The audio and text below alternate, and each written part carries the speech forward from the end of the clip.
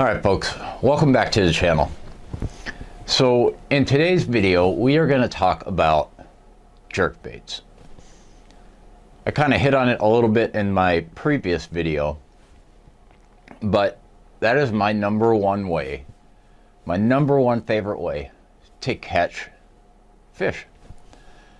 I don't know, aside from maybe a frog bite, if there's a better way to catch one.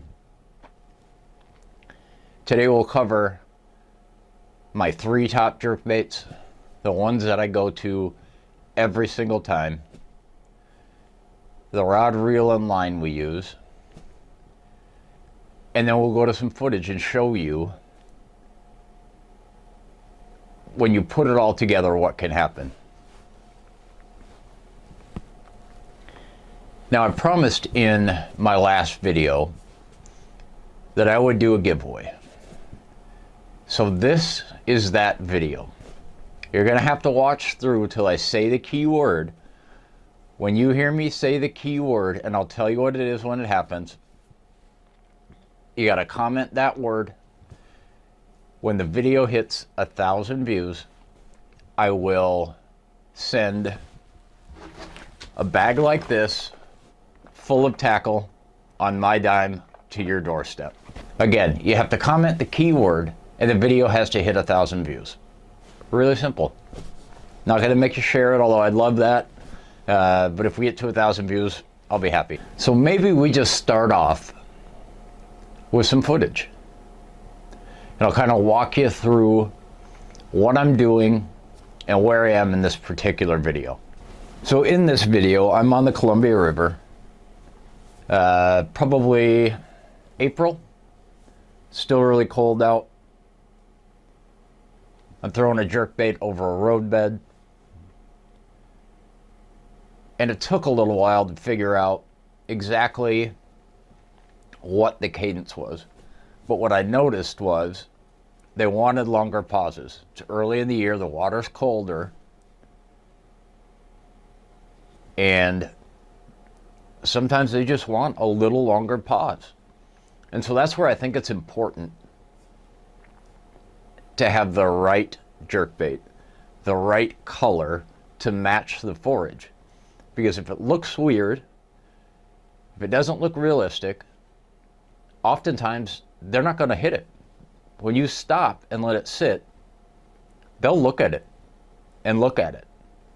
And if they don't like how it looks, they'll just turn around and leave. Now, the jerkbait that I'm throwing in this video is, I guess you can say it's controversial, the Googan Squad Scout. Now this is in a perch pattern and super realistic looking. And when you think about jerkbaits, for me it's look and then action. This particular jerkbait is 4 3/4 inch, I think, dives 5 to 7 feet, suspending, and in a perch pattern. And smallmouth in the Pacific Northwest absolutely love perch. And the Googan Squad Scout is the perfect profile and action to induce some big bites. And I've absolutely killed them on this jerkbait for a very long time. Now when you think about fishing a jerkbait specifically, there are 2 things for me that really ensure that you have the maximum amount of success. One is the gear, and we'll talk about that here in a second. But the other is the water in which you're fishing. Now when you take a look at this clip, this kind of embodies the perfect jerkbait weather. A little bit of ripple on the water. I think a little bit of breeze is key. It breaks up the surface tension. We've got some faster flowing water. I'm in a river system. That can often give you a ton of success as well. But then it's water clarity. And the water clarity here is really, really good. 6 to 8 feet of water clarity this particular day. Really gives them a chance to hunt that down and find it.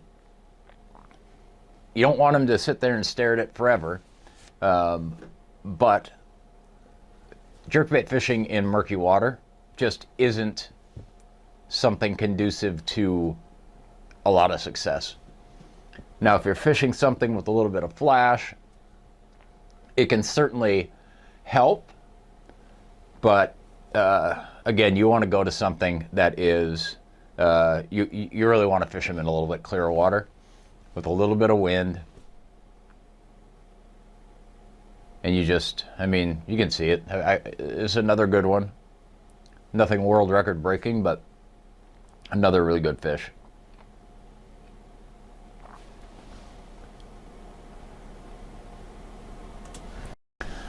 So let's talk about the rods and reels for a minute. And I've hit on this in prior videos, but for me, the perfect jerkbait rod is like around that 6 foot 10 inch area. Medium fast is the key. It gives you enough backbone and enough tip to feel the bites. And if you have a rod that is too stiff, what ends up happening is when you go to give it a rip, you end up pulling it towards you more than you are allowing it to do that back and forth slashing action. And that's where jerkbait comes into its own. When you're giving it a couple good rips and you pause, that thing is darting side to side, darting, stopping. You're not pulling it out of the strike zone. You know, when you give it a rip, you're probably only moving that jerkbait 6 to 8 inches.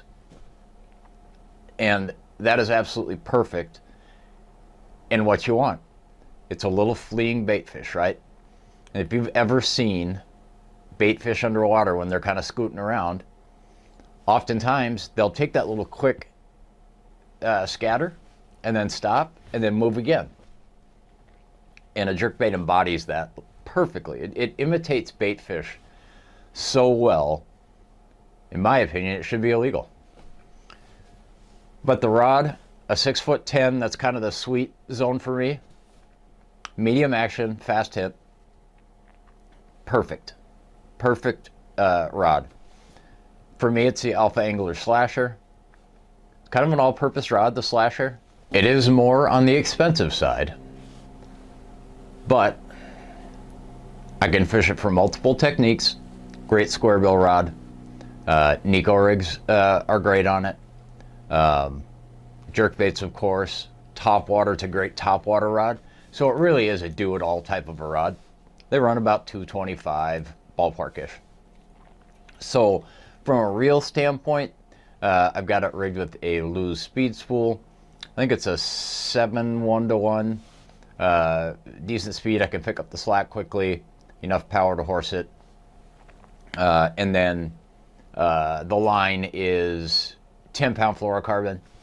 Sometimes I'll go to 12, but 10-pound fluorocarbon is kind of my sweet spot. It doesn't have to be an expensive rod, right? Not everything needs to be. What I'll tell you is find a rod that fits comfortable in your hand, that's lightweight, that you can use all day long, because jerkbait fishing is exhausting. But make sure the speed and action is medium fast. You will catch so many more fish that way and be less disappointed than getting the wrong rod and trying to make it work. Hopefully you kind of get that. You know, there's a couple other jerkbaits that I really like to use. One of them is the KVD 200. Now this one is another suspending jerkbait, a little bigger bodied than the Googan Squad Scout. This particular one is one of my favorite colorways. Purple back, chartreuse belly, kind of an opaque body. Casts like a bullet. Again, gets down to about 7-8 feet-ish, depending on the pound test that you use. and absolutely largemouth, smallmouth, both absolutely kill it. The KBD 300 is another good one, dives a little bit deeper, but I really love that 200 size. I think it's kind of the best of both worlds. Gets down to the range where I need it, and the profile is just perfect. And then the other, my other favorite, probably my all-time favorite, is the Rick Clunn RCS TX, the old school version, not the new school version. There is something about the way this old school version works that I just don't think can be beat. And this color. So this color is French Pearl.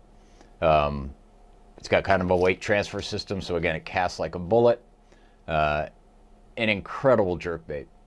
I would put this up against any jerkbait on the planet. And I know I'd hold my own. Just absolutely one of my favorites.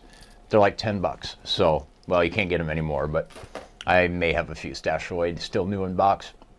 So if you want to start jerkbait fishing, give one of those 3 a try and just see how you like it. Low cost investment, and I promise you, you'll have a ton of fun using that technique. So here's another shot of me using that Googan Squad Scout over the top of this roadbed. And this one is another decent fish, not like humongous, but another decent fish. And again, giving it some nice pauses in between. You can see the water there, still a little bit broken up, a little bit of a breeze. And that's really the way you can find a ton of success. And I think it's just crazy fun to boat flip bass, even though I've broken a rod or two doing it the wrong way. Another decent one. So let's talk a little bit about how I store jerkbaits. So, you know, I've got the regular 3600 style tackle boxes, just full of them. If you look at this one, it's just absolutely engorged with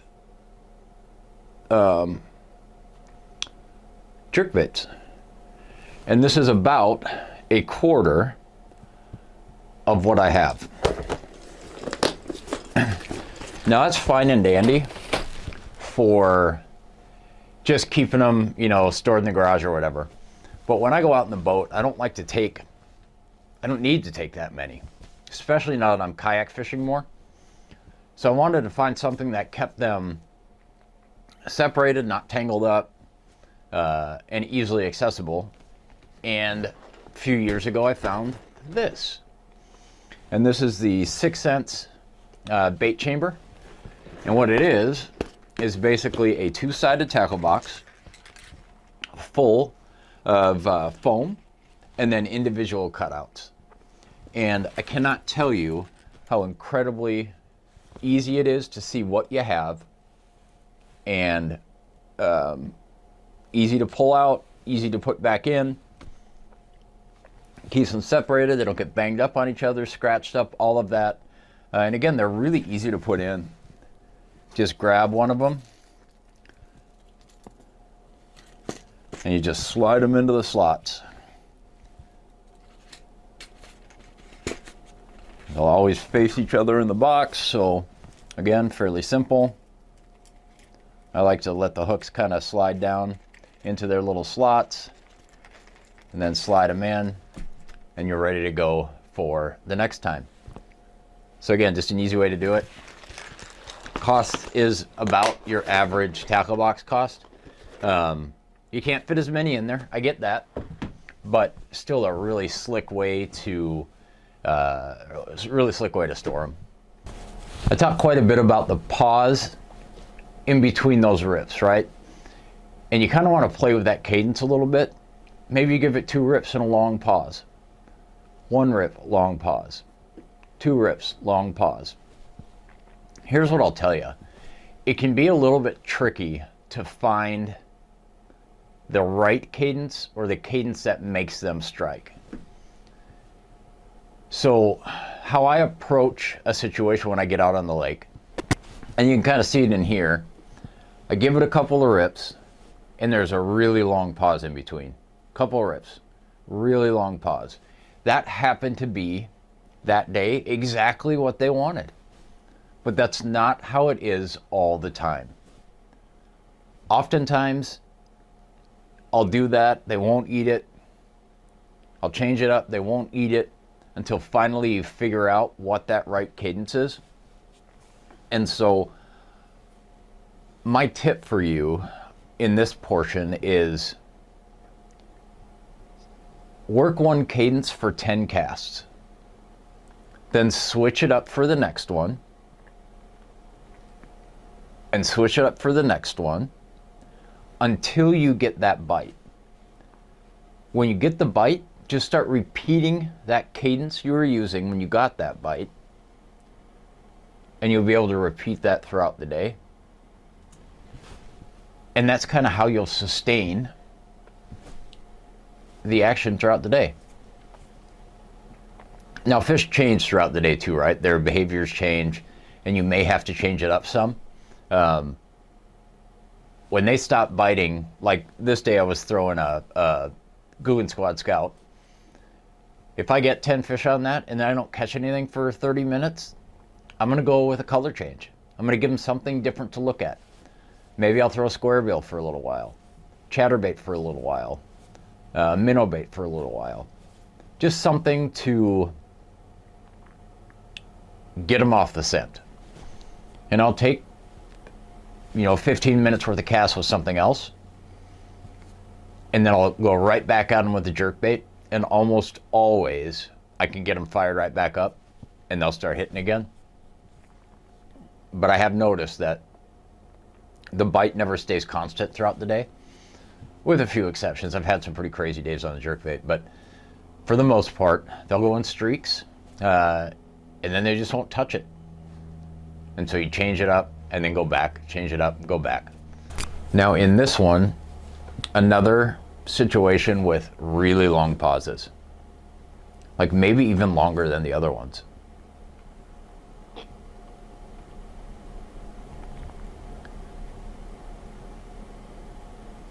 Two really hard rips, and then a long pause in the middle.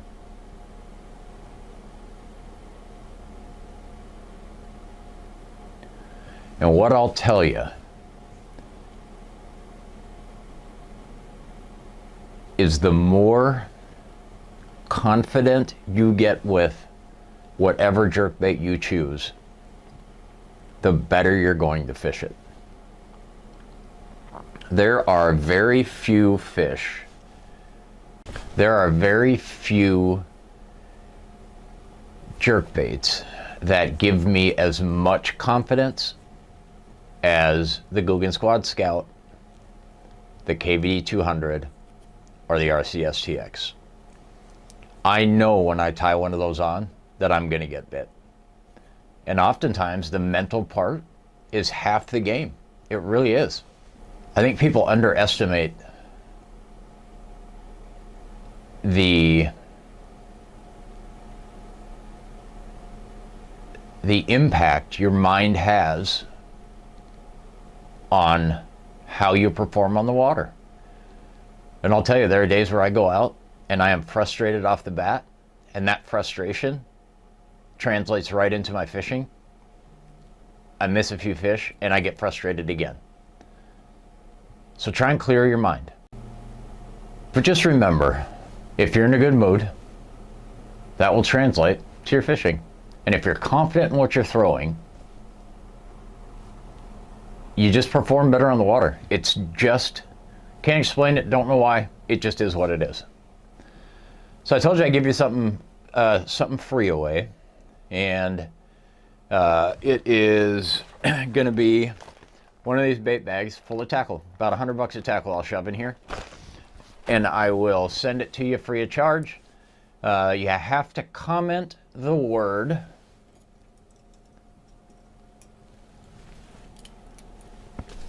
hammerhead. Yeah, that's right. It's a hammerhead swim bait or glide bait. Comment the word hammerhead, When the video gets to $1,000, I will pick a winner. I'll put all the names in a random generator. Whatever one it pulls out will be the one that wins. So let's get back to a few more footage clips. This particular one, again, out on the river.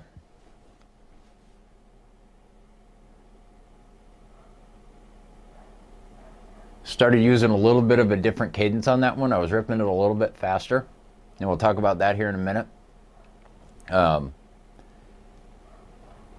And stuck a pretty darn good one here as well. Not huge, but pretty good. Again, kind of focusing over that same roadbed.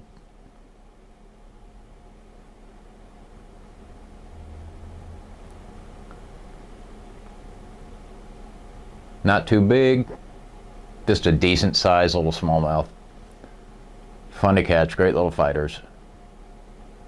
Give the camera a little showing. Let's talk a little bit more about how to select a jerkbait depending on the time of year. Now, it's pretty simple for me, and I think the simpler you keep it, the better.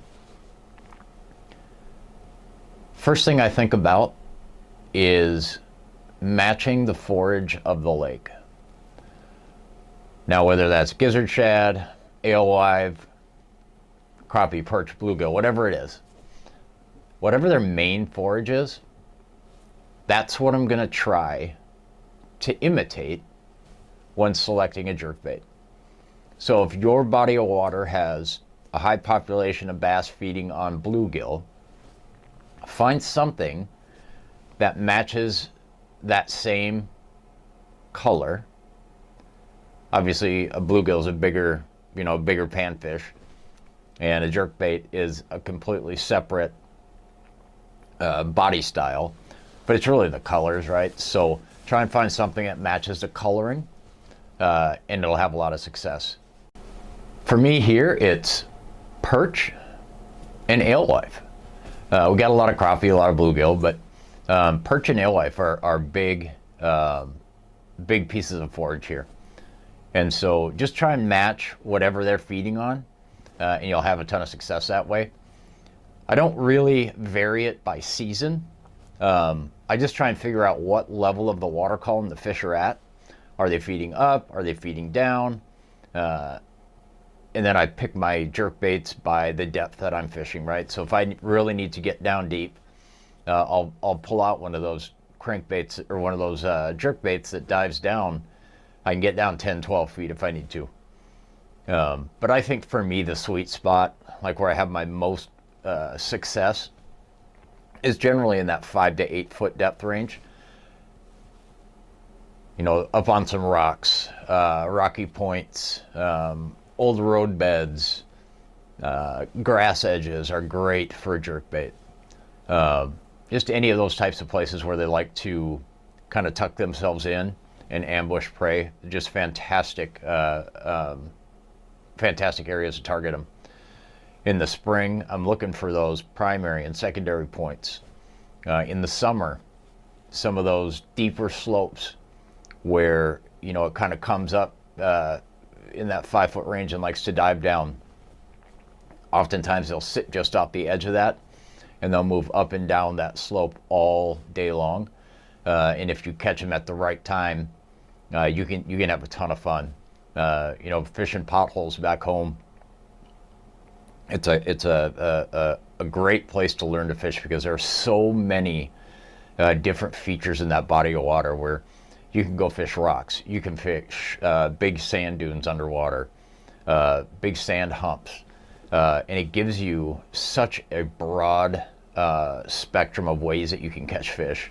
Such a unique fishery.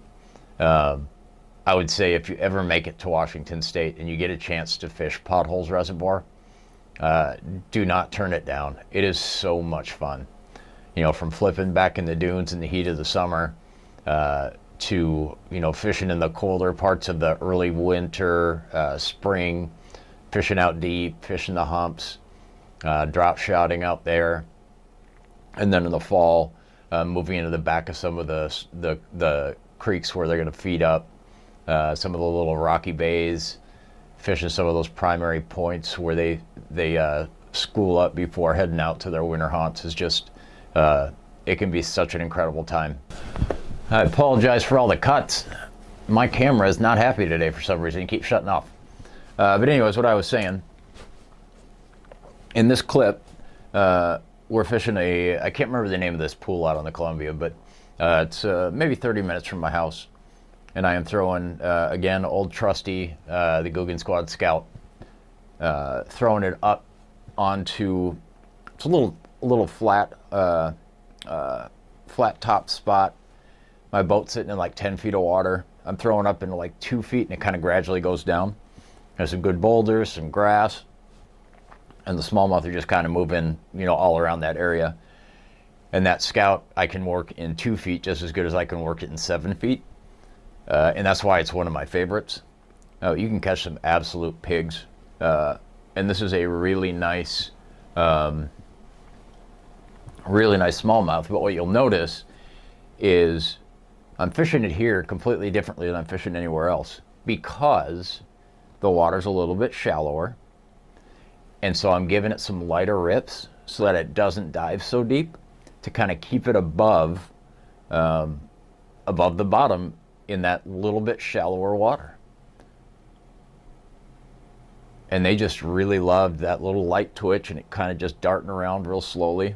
And again, it's the same thing here. We got some ripple on the water. We've got good water visibility and just a great way to change up your approach when you're fishing the same thing in a different area.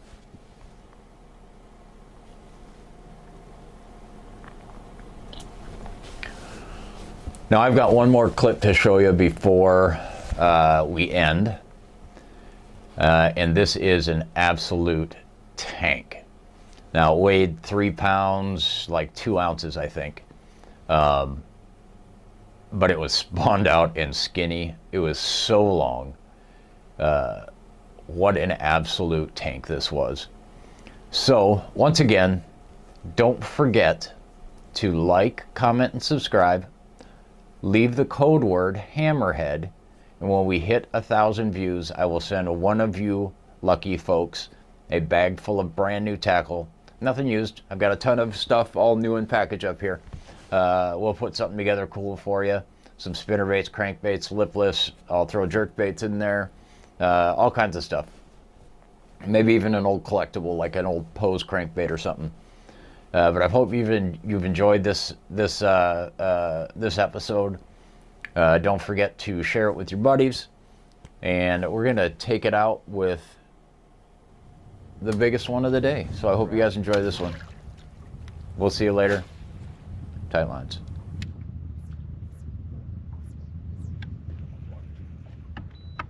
Long cast too. This is a tub. Net out for this one. Screwed that up. That is a big old dark dude.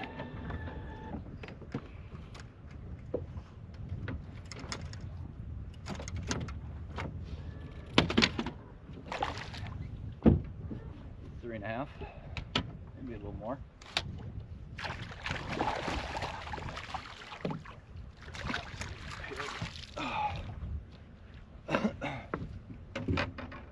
He is so dark and so big.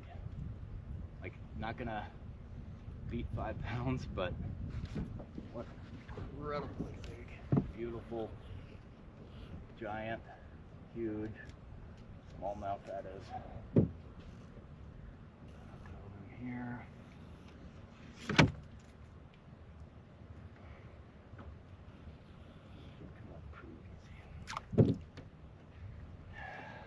Three and a half, maybe 4. 3.5. Let's go 3.5. God, look at how dark and beautiful he is, though.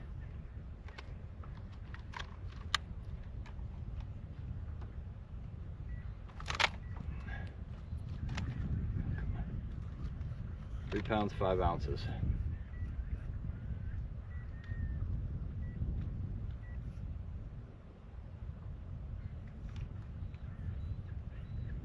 Three pounds, 6.5 ounces.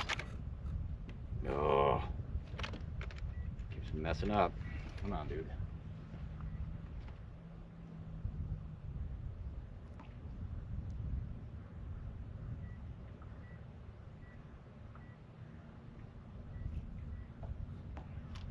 $3.2, almost $3.3.